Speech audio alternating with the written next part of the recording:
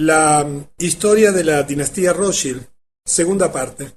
Hoy vamos a cubrir un periodo no muy extenso, en años, apenas 20, allí del 1798 al 1818, pero intensísimo en los acontecimientos que han ido poco a poco desarrollando este proyecto de gobierno mundial, este proyecto de dominación mundial a través del dinero.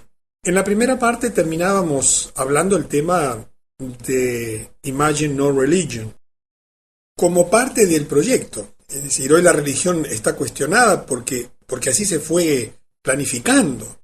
Recordábamos entonces la visión que tenía John Robinson, un intelectual muy importante de aquella época, que ya en 1798 había publicado un libro, Las pruebas de una conspiración contra todas las religiones y los gobiernos de Europa, llevada a cabo en las reuniones secretas de los masones, los Illuminati y las sociedades de lectura.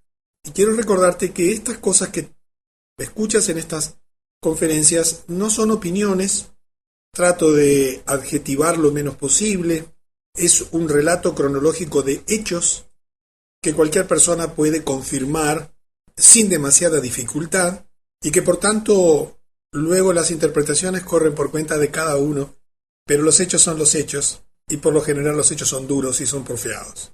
Este informó que había sido un masón de alto grado en el rito escocés de la masonería y que había sido invitado por Adam Weishaupt. Recuerda que fue quien tuvo a su cargo el diseño, desarrollo de los Illuminati, y se le había dado una copia revisada de la conspiración, de aquello que analizábamos que tenía 4 puntos principales. Sin embargo, el profesor Robinson no estuvo de acuerdo con ella, por lo que publicó su libro, incluyendo detalles de la investigación del gobierno bávaro en los Illuminati y la Revolución Francesa. Los hechos comienzan a precipitarse porque ya Rothschild tenía un buen nivel de control y un plan muy definido de lo que iba a hacer. Y en ese mismo año, ya a finales del siglo XVIII, el 19 de julio, Papen David, presidente de la Universidad de Harvard, habló a los estudiantes graduados que el iluminismo tenía influencia en la política estadounidense y la religión. A la edad de 21 años, Nathan Mayer Rothschild deja Frankfurt y viaja a Inglaterra. Allí se establece, y eso fue fundamental a su vez en la historia, en el desenvolvimiento de toda esta historia, donde con una gran suma de dinero dada por su padre se establece con una casa bancaria en Londres. Y en 1800 Salomon Mayer Rothschild se casa con Caroline Stern.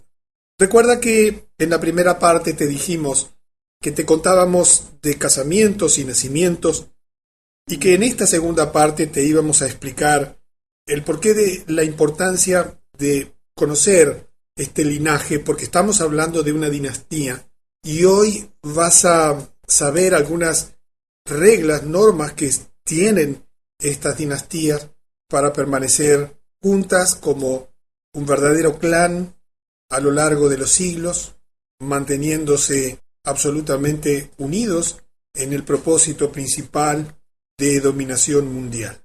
Y así como en la primera parte vimos la influencia de los Illuminati para crear y financiar la Revolución Francesa, entramos en el siglo XIX ya con Napoleón. Recordemos el año 1806, cuando Napoleón declara que es su objetivo remover la casa de Hesse-Kassel de toda autoridad y eliminarla de la lista de los poderosos. Esta era una casa monárquica. Al oír esto, el príncipe Guillermo IX de Hesse-Hanau, ¿recuerdas que había tenido negocios con el principal de los Rothschild? Se va a Dinamarca y confía su fortuna, valorada en $3 millones en aquel momento, imagínate, a Mayer Amschel Rothschild para su custodia. Nathan Mayer Rothschild se casa con Hannah Barendt Cohen, la hija de un rico comerciante de Londres. Nos acercamos a acontecimientos importantísimos porque todo lo que tenía que ver con las guerras, los gobiernos, los cambios institucionales que se estaban produciendo después y como consecuencia de la Revolución Francesa, naturalmente que tenían detrás como grandes hacedores a los Rothschild.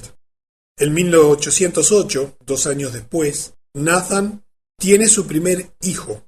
Nació Lionel Nathan de Rothschild. Es muy importante esta descendencia. Verás por qué. Porque los primeros hijos, los hijos más jóvenes de los hijos más jóvenes tenían una incidencia muy importante en la familia. En 1810, Sir Francis Baring y Abraham Goldsmith mueren. Y esto deja a Nathan Mayer Rothschild como el banquero restante más importante en Inglaterra, casi sin competencia. Salomon Mayer Rothschild va a Viena, Austria, y establece un nuevo banco, el Von Unzone Rothschild. Disculpen la pronunciación, he visto que aquí en la sala hay varias personas que manejan el idioma alemán. Y comenzamos a ver cómo hay una expansión. Debemos recordar que tenían que producirse casamientos y nacer personas para ir extendiendo la influencia a través de bancos dentro de la familia. Y por lo tanto, el siglo XIX, sobre todo en sus comienzos, marcó la, digamos, expansión de Rothschild a través de todos estos jóvenes que comenzaban a utilizar los recursos y los poderes de la familia, los poderes financieros, para extender su área de influencia a lo largo y ancho de toda Europa. Y ya vimos también a fines del siglo XVIII nada menos que en los Estados Unidos. En 1811 recordamos que había vencido la concesión de la patente del permiso para la explotación por parte de los Rothschild del primer banco de los Estados Unidos. Esa concesión, que se había otorgado por 20 años en 1791, no fue renovada. El Congreso de los Estados Unidos decidió no renovarla y pasar a lo que por la Constitución, que está vigente hasta el día de hoy, tiene la obligación y el derecho el gobierno de los Estados Unidos a acuñar su propia moneda, imprimir su propia moneda y no a dejarla en manos de terceros. A Nathan Mayer Rothschild no le divierte la decisión porque lo sacaba del juego del dominio financiero y la provisión de la masa monetaria del dinero del país, y declara en 1811 que o bien la solicitud de renovación de la carta se concede o los Estados Unidos se encontrarán envueltos en una guerra desastrosa. A pesar de las amenazas, los Estados Unidos se mantienen firmes y la concesión no se renueva, lo que provoca a Nathan Mayer Rothschild para emitir una nueva amenaza. Enséñenle a esos imprudentes estadounidenses una lección, que vuelvan nuevamente al estatus de colonia. Quiero que entiendas el poder de esta gente. Quiero que entiendas que eran capaces ya en aquel tiempo de sobreponerse a los estados, pero no a cualquier estado pequeño, sin poder, sino nada menos que en este caso al propio gobierno de los Estados Unidos. Y esto que ocurría como amenaza en 1811 tuvo su concreción tan solo un año después. La guerra de 1812, respaldado por el dinero del Rothschild y las órdenes de Nathan Mayer Rothschild, Inglaterra declara la guerra a los Estados Unidos. El plan de Rothschild era muy simple. Consistía en cargar a los Estados Unidos con una gran deuda generada en la financiación de la guerra, de modo tal que finalmente tendrían que rendirse a los Rothschild, permitiendo la renovación de la concesión del First Bank of the United States. ¿Recuerdan los propósitos declarados por Weishaupt allá en 1 de mayo del 76? Generar conflictos entre los Goyim, los no judíos, fomentarlos y financiarlos, no solamente entre las personas, entre las asociaciones de estudiantes, entre los empresarios y los empleados, sino también entre los países. Quizás te sorprenda pensar que un financiero, un banquero, podía a través de su poder cumplir una amenaza hecha un año antes, influenciar el gobierno de Inglaterra para que declarase la guerra a los Estados Unidos. Pero ya algo de esto viste cuando hablamos de la Revolución Francesa. Y comienza la guerra. Y la guerra se desarrolla con un propósito claro. Era el propósito de obligar a los Estados Unidos a defenderse, endeudarse porque toda guerra implica severos costos en su financiación, para que luego cuando tuvieran que venir a pedir dinero, tuvieran que concederle peticiones a los Rothschild. Un plan urdido desde hacía mucho tiempo de dominio por detrás de los gobiernos. Y Meyer muere, y aquí viene algo muy importante, porque en su testamento él establece leyes precisas que la familia Rothschild debería seguir a lo largo de la historia. Y aquí vas a entender muchísimo de lo que hoy está ocurriendo y de lo que ha venido ocurriendo a lo largo de estos siglos. Por un lado, todas las posiciones claves en los negocios Rothschild solo deberían estar a cargo de miembros de la familia. Nadie fuera del clan familiar podía estar a cargo de los negocios. Solo los miembros varones de la familia podían participar en el negocio familiar, y esto incluía un sexto hijo bastardo formado en secreto. Es importante saber que Meyer también tenía 5 hijas, así que hoy la expansión de la dinastía Rothschild, sin el nombre Rothschild porque se casaban y tomaban el apellido de su esposo, se ha extendido por todo el mundo, pero esas personas de otras familias también forman parte de la dinastía. Y así, hoy se estima que hay un grupo de familias, algunos dicen que son 400, otros dicen que son mucho menos, que como consecuencia de esta situación, donde el fundador de todo esto tenía 5 hijas y un sexto hijo bastardo que fue el que quedó a cargo, porque solamente los hijos varones podían hacerlo, se comenzó a extender esa influencia a través de muchísimas otras familias. Y por otra parte, el nombre Rothschild no necesariamente asegura a quien lo posea que sea parte de esta dinastía o de este clan.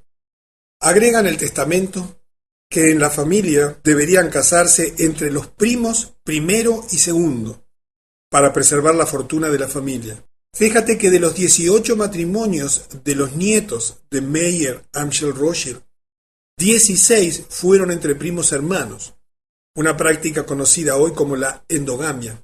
Esto te hace entender por qué las sociedades secretas se casan entre ellos y se mantienen cerrados con privilegios familiares que se van heredando de generación en generación.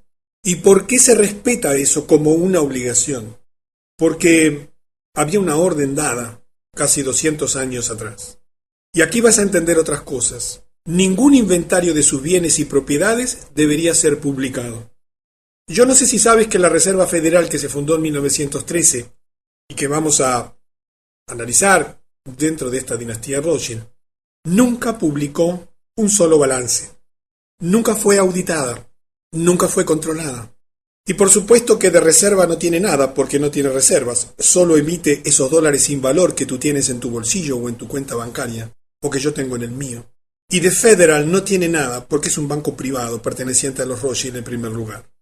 Y esta historia de que ellos no presentan sus balances, ni son auditados, ni controlados por ningún gobierno, ya estaba en el testamento del fundador de esta dinastía, Meyer Amschel Rothschild.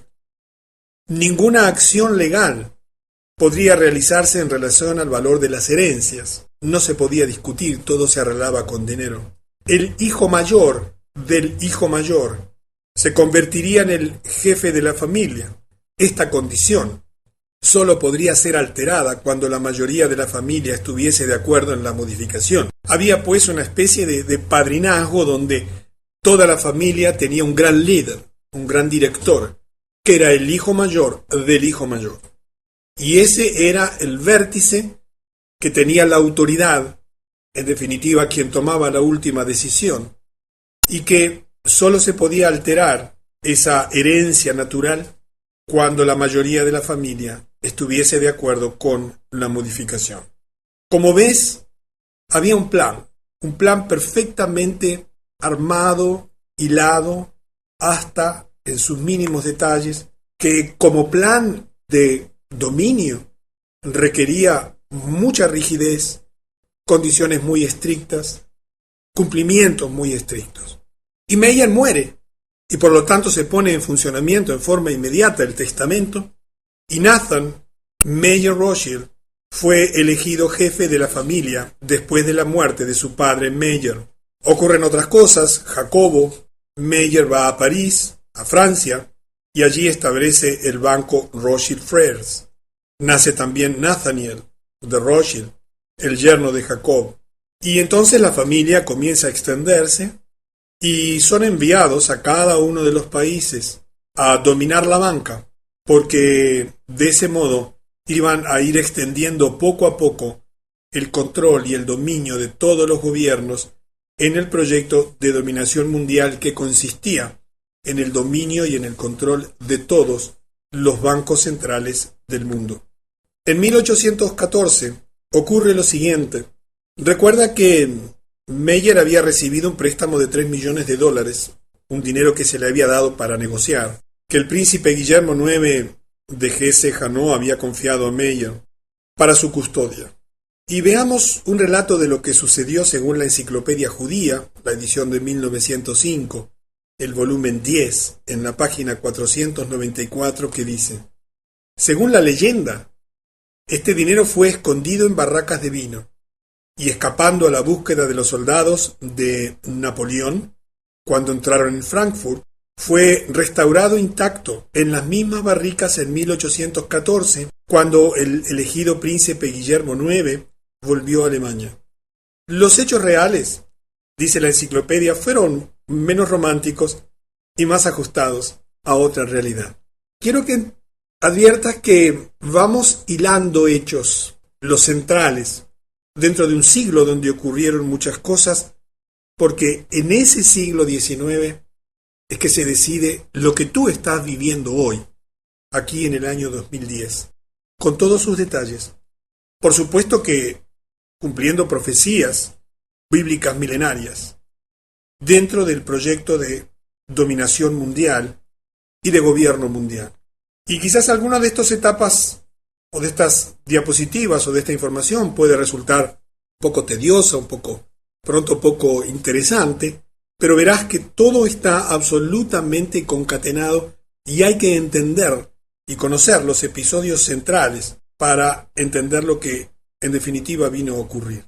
Esta última línea, la que dice que en realidad algo se hizo con ese dinero, indica que el dinero nunca fue devuelto por Rothschild al príncipe Guillermo IX. La enciclopedia a continuación declara que Nathan invirtió los $3 millones en oro en la East India Company, a sabiendas de que sería necesaria para la campaña de Wellington, que recuerdas que era el gran opositor a Napoleón.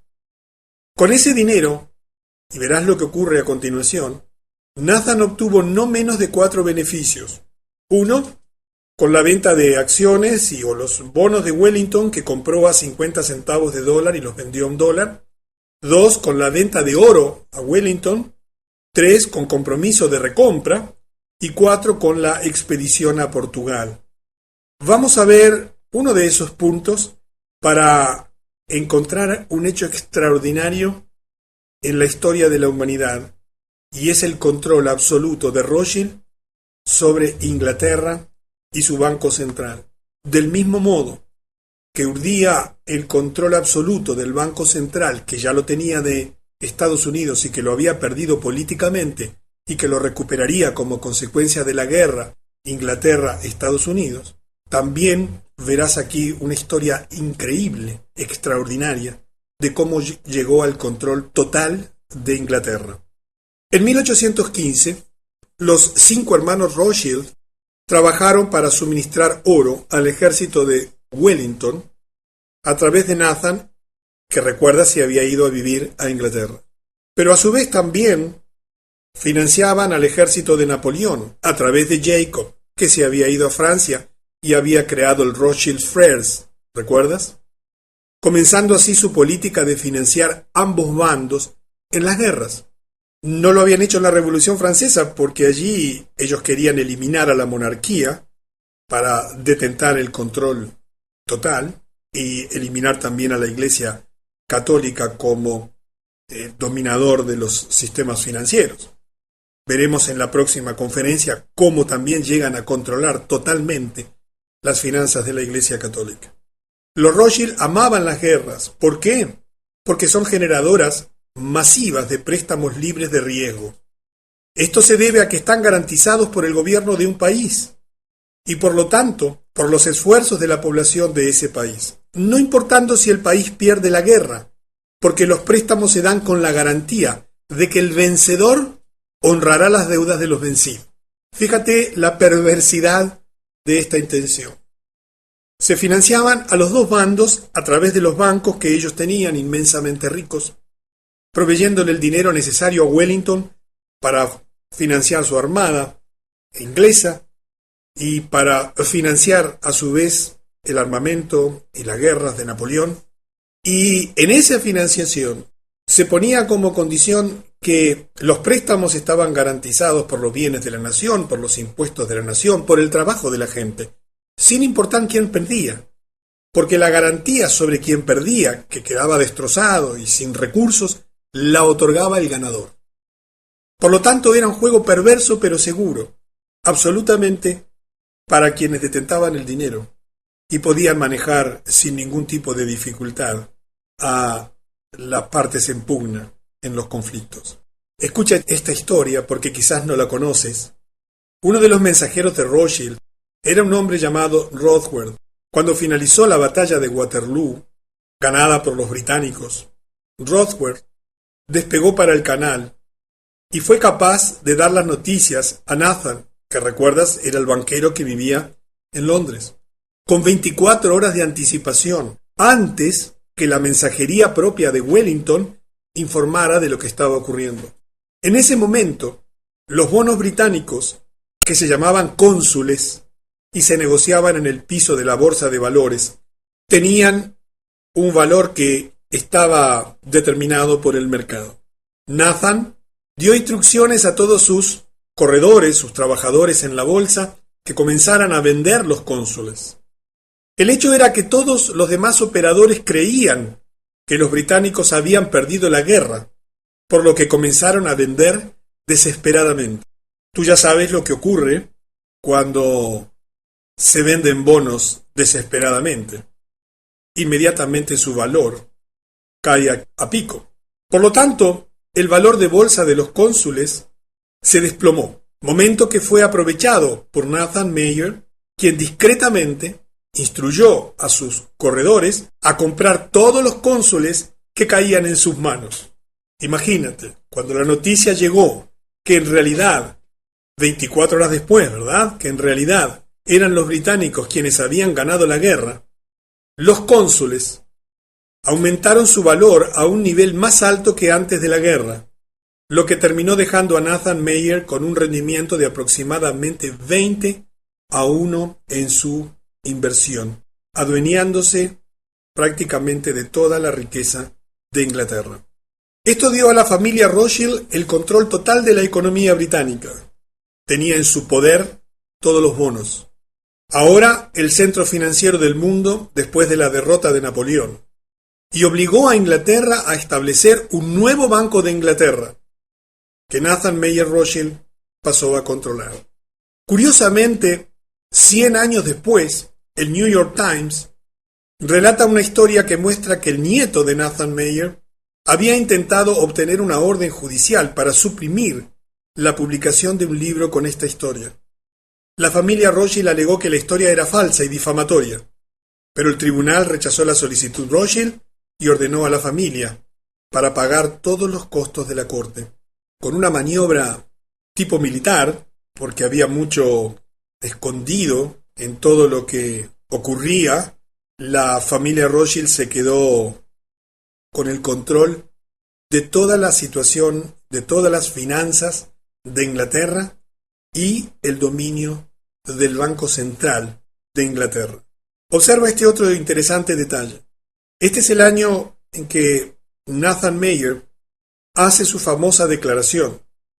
Él dijo: no importa qué marioneta se corone sobre el trono de Inglaterra, el imperio en donde no se pone el sol, el hombre que controle el suministro del dinero en Gran Bretaña controla el imperio británico y yo controlo el suministro de la moneda inglesa. Él se jactaría que en los 17 años de residencia en Inglaterra había aumentado la participación de 20.000 libras que le dio su padre 2.500 veces a 50 millones de libras. Los Rothschild también usaron su control sobre el Banco de Inglaterra para reemplazar el método de enviar oro de un país a otro, método que consistía en el envío físico del oro, y en lugar de hacerlo de ese modo utilizando sus 5 bancos que operaban en Europa, establecieron un sistema de débitos y créditos en órdenes de papel, el sistema bancario actual. Se produce entonces una transferencia fenomenal de riqueza, simplemente movida o generada por un perfecto dominio de las circunstancias. Uno de los detalles interesantes de esa guerra es que las únicas personas que podían pasar los controles, los bloqueos de la guerra, los piquetes, digamos así, de la guerra, eran solamente los couriers, los corredores que tenían la familia Rothschild, y que le permitió un conocimiento anticipado de lo ocurrido. A fines de este siglo, a fines del siglo XIX, a fines de los 1800, en los cuales, por ejemplo, se transfiere esa inmensa riqueza, inclusive después veremos que se queda hasta con el Banco Central de los Estados Unidos. Un periodo de tiempo conocido como la era Rothschild. Se estima que la familia Rothschild controlaba la mitad de la riqueza del mundo. En tan solo un siglo y unas pocas décadas se adueñaron de la mitad de la riqueza del mundo. Pero ese año ocurrió algo que salió de los planes, escapó del control de Rothschild, pero que es muy ilustrativo de sus intenciones concretas en aquel momento y de hechos que vinieron después, de los cuales veremos en detalle en las próximas conferencias. Algo en lo que a los Rothschild no les fue bien en ese año fue el Congreso de Viena, que había comenzado en septiembre de 1814 y que concluyó en junio del año 1815. El motivo del Congreso de Viena, la razón por la cual había sido convocado, era que los Rothschild querían crear una forma de gobierno mundial para darles total control político sobre gran parte del mundo civilizado. Te vuelvo a repetir porque si no te diste cuenta o no estabas atento. El motivo de este Congreso de Viena era que los Rothschild querían crear una forma de gobierno mundial para darles total control político sobre gran parte del mundo civilizado. Increíblemente, en menos de un siglo, ya estaban en condiciones de comenzar a proponer el gobierno mundial, tal y como lo hacen hoy, que ya está absolutamente determinado. Muchos de los gobiernos europeos estaban en deuda con los Rothschild, así que imaginaron que podrían usar eso como una herramienta de negociación. Sin embargo, el zar Alejandro I de Rusia, que no había sucumbido a un banco Rothschild central, no estaba de acuerdo con el plan. De modo que el plan Rothschild de gobierno mundial fracasó en esa oportunidad. Y allí los Rothschild aprendieron una lección. El control del gobierno mundial solo podía darse con el control de todos los bancos centrales del mundo. Y esa oposición que tuvo en el zar Alejandro I de Rusia, implicó para la familia del zar en generaciones futuras algo terrible. Enfurecido por eso, Nathan Mayer juró que algún día él o sus descendientes destruirían toda la familia del zar Alejandro I y descendientes. Por desgracia fue fiel a su palabra, y 102 años más tarde, los Rothschild fundaron, o después de haber fundado el movimiento bolchevique, cumplieron su promesa, y si conoces algo de historia sabrás que toda la familia del zar fue vilmente asesinada. Curiosamente, el fanático defensor del gobierno mundial Henry Kissinger hizo su tesis doctoral sobre el Congreso de Viena de 1815. ¿Comprendes cómo se van hilando los hechos? ¿Comprendes que nada de lo que vino a ocurrir a lo largo de la historia era casualidad, sino que tenía que ver todo con este proyecto diabólico y perverso del gobierno mundial. En 1816, el gobierno estadounidense aprueba la ley que permitía otro banco central, también dominado por los Rothschild, dándoles nuevamente el control de la oferta monetaria de los Estados Unidos. Se llamó Segundo Banco de los Estados Unidos, Second Bank of the United States. Recuerda que teníamos un primer banco central que se le había cancelado la concesión en 1811.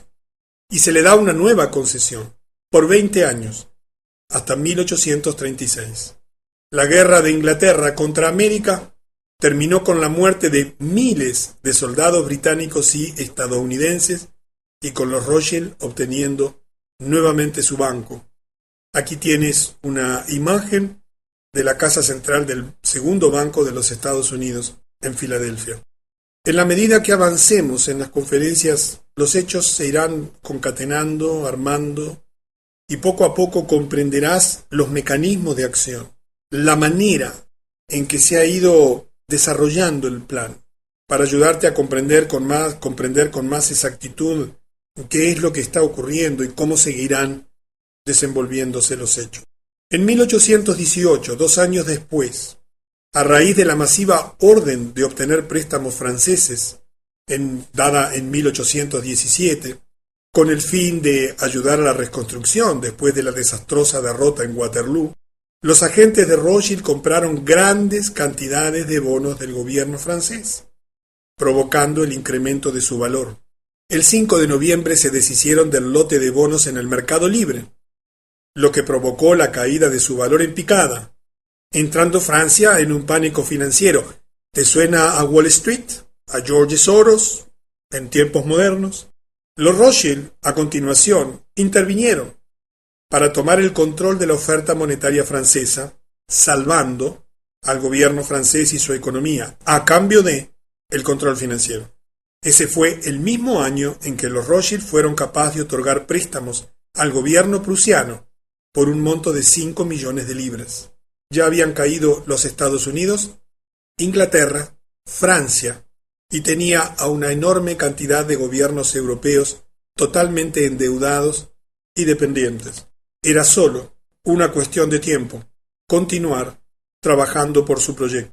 Y así entonces hemos llegado a cubrir estos 20 años, en los cuales nos damos cuenta el mecanismo de acción. Nos damos cuenta que había un clan, una dinastía cerrada, con normas internas, con la prohibición absoluta de publicar lo que hacían, aún sus estados patrimoniales, con un control total de los gobiernos a través del dominio de la emisión del dinero, a la cual llegaban por medio de endeudarlos, en algunos casos financiando guerras, destrozándoles las economías, obligándoles a pedir préstamos, para luego urdir una maniobra de manejo de la economía a través de los papeles de deuda del gobierno, vendiéndolos, haciéndolos caer para dentro del pánico financiero aparecer como salvadores y decir, yo te recupero ese valor, pero yo soy quien controlo la emisión de la moneda. Y este proceder se ha ido extendiendo de maneras cada vez más sofisticadas.